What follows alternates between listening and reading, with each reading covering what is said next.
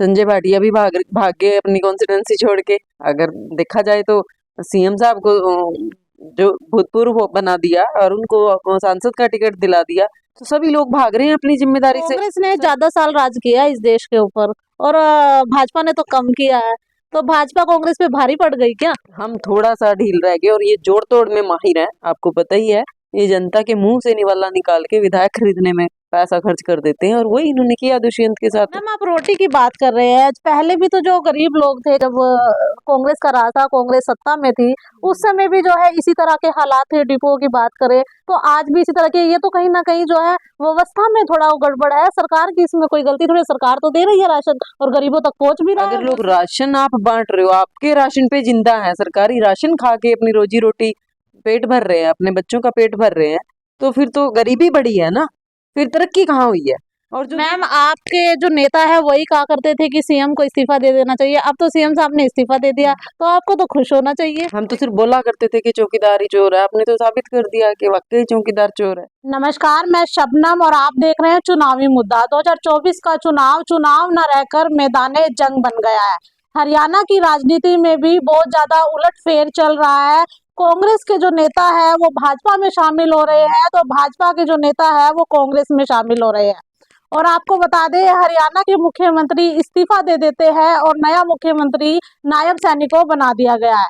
और अब हरियाणा के पूर्व मुख्यमंत्री करनाल लोकसभा से सांसद का चुनाव लड़ेंगे। तो ऐसे में हमारे साथ कांग्रेस पार्टी की महिला लीडर रानी काम्बोज जी है, एक बार उनसे बातचीत करेंगे। नमस्कार मैम। नमस्कार मैम 2024 के चुनाव नजदीक है और ऐसे में जो है देखा जा रहा है, अभी आज ही जो है सुबह 6 बजे से देखा गया है कि पेट्रोल 2 रुपए सस्ता हुआ है और डीजल भी, तोहफा मिला है जनता को। 2 रुपए का तोहफा मिला इतनी महंगाई के दौर में, है ना, एहसान कर दिया बड़ा।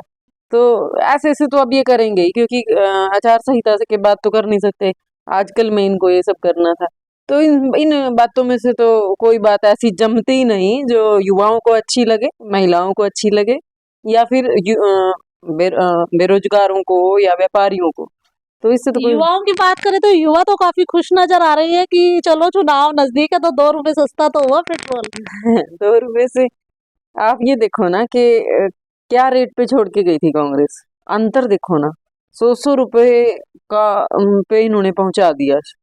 ये कोई आसपास भी नहीं है, मतलब महंगाई चलो 5-10 का फर्क किया हो, महंगाई डबल की है इन्होंने, ट्रिपल की है। कि कई कई चीजों में तो आप देखिए 390 पे सिलेंडर छोड़ के गए थे, आज 1200 पे सिलेंडर, 200 रुपए अभी कुछ कम करने की बात कर रहे थे। मैम तो 100 रुपए सस्ता भी हुआ है इसी महीने में। हाँ, 100 रुपए, मैं तो फिर भी ज्यादा बोल गई 200। पहले 200 हुआ था, अब हाँ, 100 रुपए हुआ है। तो एहसान किस बात का, रेट कहाँ लेके गए हो? 390 से 1200 लेके गए हो, तो अगर 100 रुपए 200 रुपए कम कर भी दिया तो क्या महंगाई की दर में कोई फर्क पड़ेगा उससे? क्या प्रति व्यक्ति आय में कोई बढ़ोतरी हो पाएगी उससे?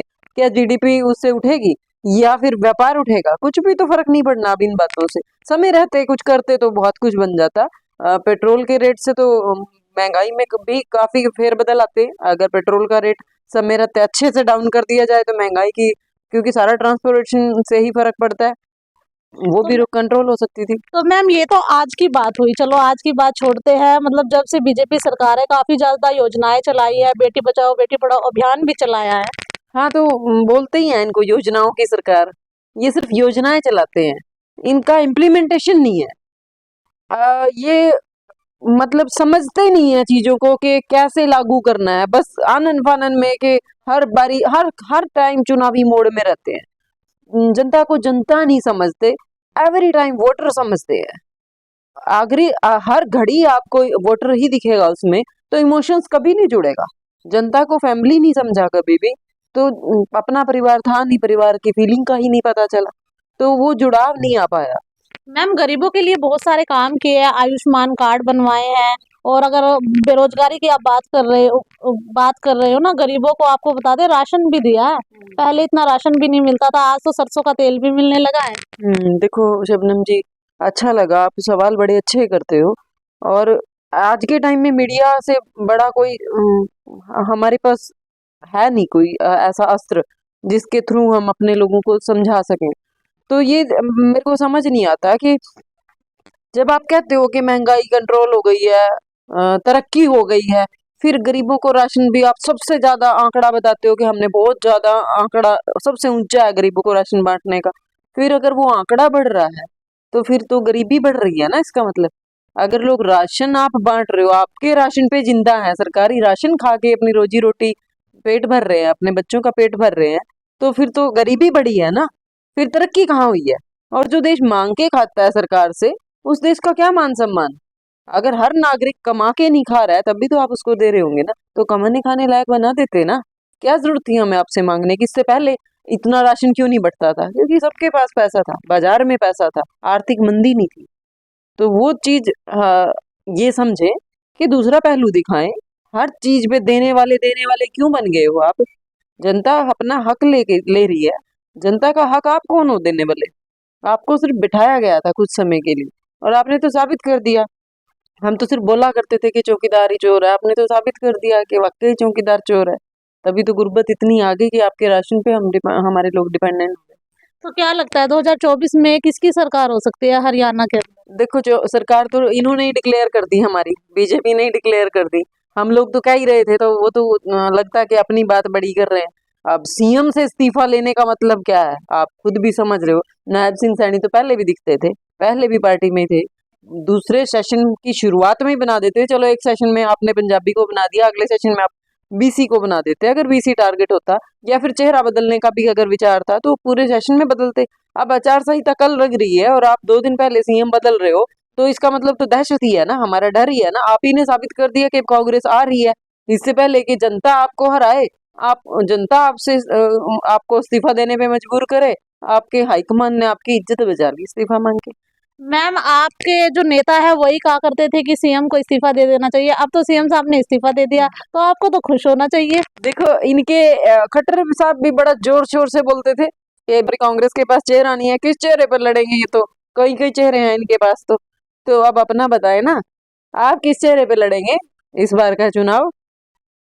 कौन है, नायब सिंह सैनी के चेहरे पे लड़ेंगे या फिर दोबारा से पंजाबी खट्टर के चेहरे पे लड़ेंगे, ईमानदार छवि पे लड़ेंगे। अगर ईमानदार छवि पे ही लड़ना था तो फिर ईमानदार से इस्तीफा क्यों लिया। सब भाग रहे हैं, संजय भाटिया भी भाग गए अपनी कॉन्स्टिट्यूंसी छोड़ के। अगर देखा जाए तो सीएम साहब को जो भूतपूर्व बना दिया और उनको सांसद का टिकट दिला दिया, तो सभी लोग भाग रहे हैं अपनी जिम्मेदारी से। सबको लगा कि अब भर गया पेट, हो गया बहुत सामान, बहुत कुछ अचीव कर लिया जो जो लेना था, अब दूसरे की बारी।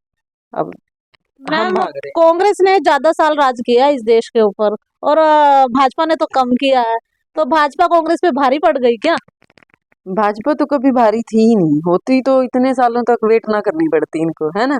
और यूं हवा की तरह ना उड़ जाते सीएम। जिस सीएम पद के अंडर 10 सांसद थे, वो आज अपनी टिकट के लिए दर दर हाथ जोड़ेंगे, है ना। एक सिंगल टिकट के दावेदार रह गए और अभी भी करनाल में आए नहीं है। इस्तीफा दे के सेम डे उनको करनाल की मीडिया से रूबरू होना चाहिए था, क्योंकि आप लोगों के माध्यम से जनता से जुड़ना चाहिए था। लेकिन जनता को जनता नहीं समझा ना, अपना नहीं समझा, वोटर ही समझा, वो मैं कह ही रही थी आपको। तो वो भी जरूरी नहीं समझा कि अब तक आप लोगों के रूबरू हो जाते। आप लोग भी इंतजार कर रहे होंगे, बहुत सारे सवाल है, आप गलियों में घूमते हो, आपको भी वो सवाल करने थे, क्योंकि अब वो सीएम नहीं है, उम्मीदवार है, टिकट ले चुके हैं। अब तो वो सवालों का सामना करने से भी अब घबरा ही रहे हैं, तो किस तरह से आएंगे वो हम भी इंतजार कर रहे हैं। मैम, आपने महंगाई की बात की, महंगाई आपके लिए है, जनता के लिए है? अगर महंगाई जनता के लिए है तो सत्ता में कैसे आ जाती है बीजेपी बार बार? देखो, आप एक सहन शक्ति से ज्यादा जब आपको टॉर्चर कर दिया जाता है ना, तो फिर उत्तर आना बंद हो जाता है। आप देख, एक्सट्रीम जब पेन होता है ना, तो चीखें निकलनी बंद हो जाती है, क्षमता नहीं रहती। तो वो हालात जनता के इन्होंने कर दिए। जनता का पेन इतना बढ़ चुका है महंगाई से लड़ते लड़ते कि वो हर दिन रोटी के लिए तरस रहे हैं। ये राशन बांट रहे हैं, इनके राशन पे जिंदा है। आप देखिए, डिपो पे लड़ाई बजती है, लोग आपस में झगड़ते हैं, बारी के लिए लड़ते हैं, और कितनी दिक्कतें आ रही। क्यों, क्या रोटी के लिए मोहताज हो गए, रोटी से भी मोहताज हो गए, रोटी के लिए झगड़ा शुरू हो गया। डिपो पे सीना तानी हो जाती है लोगों की। तो इस हालात में क्यों पहुंचा दिया। जो लड़ाई तरक्की की थी, वो लड़ाई आज रोटी की हो गई है, तो हम तो नीचे गिरे हैं।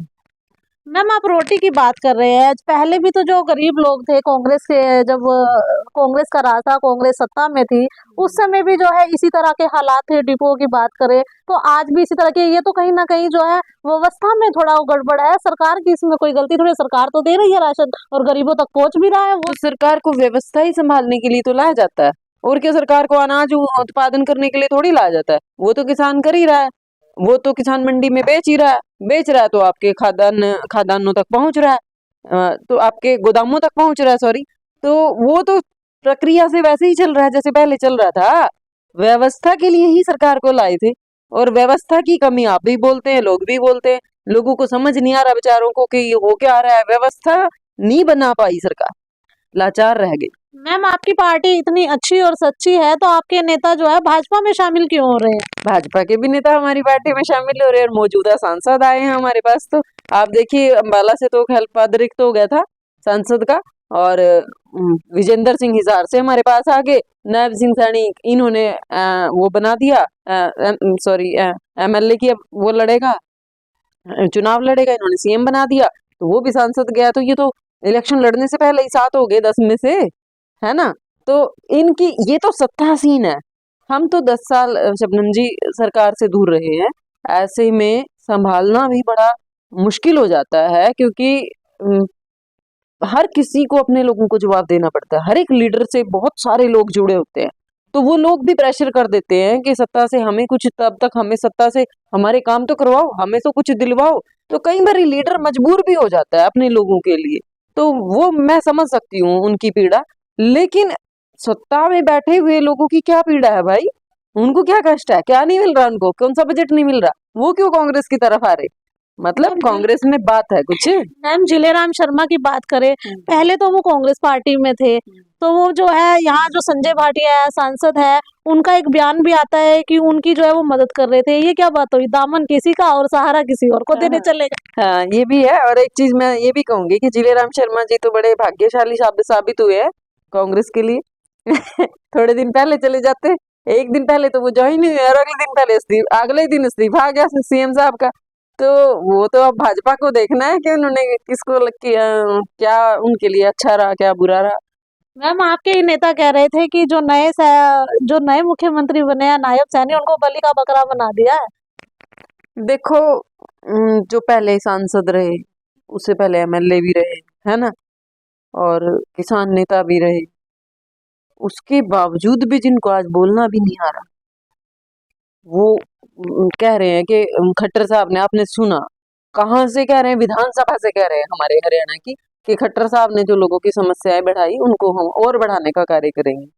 तो जिस आदमी को अब तक बोलने के लिए, ये चंद शब्द बोलने के लिए भी बार बार उनकी नजर पेपर पे ही रही, उन्होंने सामना भी नहीं करा कैमरे का, तो वो 4 अक्षर भी जो देख के पढ़ रहे हैं, उन्हें तो बलि का बकरा क्या ही कहें हम, कुछ भी नहीं कहे। मैं तो उन पे तो टिप्पणी करना बेकार है।